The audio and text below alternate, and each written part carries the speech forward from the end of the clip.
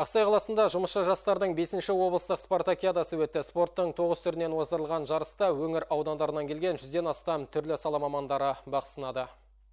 Спортпен кәсіби түрде айналыспайтын жастарды бұқаралық спортқа тартуға бағытталған ауқымды шара Бөрлі аудандық жастармен жұмыс жөніндегі ресурстық орталығы мен дене шынықтыру және спорт бөлімінің ұйымдастыруымен өтті. 5 жыл бойы үздіксіз өткізіліп келе жатқан спартакиада жастар арасында саламатты өмір салтын дәріптеп, достық қарым-қатынасты нығайтуды көздейді. Теректі ауданы құрамасының ойыншысы Марина Еськова өзінің нәзік болмысына қарамастан волейболдан түрлі жарыстарда әдемі ойын өрнегін көрсетіп келеді.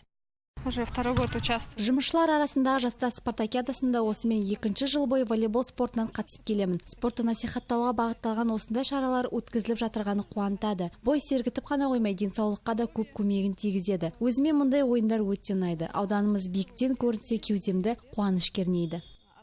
Садақ ату, жағажай волейболы, шағын футбол, үстел теннисі және қол күресі сияқты әртүрлі спорт түрлерін қамтыған тартысты бәсеке облыс аумағындағы 7 ауданның белсенді жастарының басын қосты. Аудандық жастар ресурстық орталығының басшысы Ербол Мерғалиевтің айтуынша, жастар жылы аясында әртүрлі сала мамандарын қамтыған спортты насихаттайтын шаралар жиі өткізілуі керек.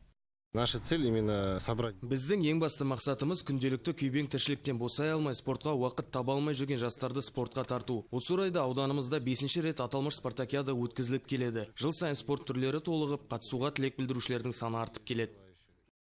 Жарыс нәтижесінде жалпы командалық есеп бойынша 1-ші орынды Бөрлі ауданы иеленсе, 2-ші орын Сырым ауданына, ал 3-ші орын Жаңғала ауданының құрамасына бұйырды. Жүлдеге іліккен спортшылардың барлығы арнайы дипломдармен және бағалы сыйлықтармен марапатталды. Гүлсара Марат, Александр Овчинников, Айдос Қисымов, Ақжайық телеарнасы.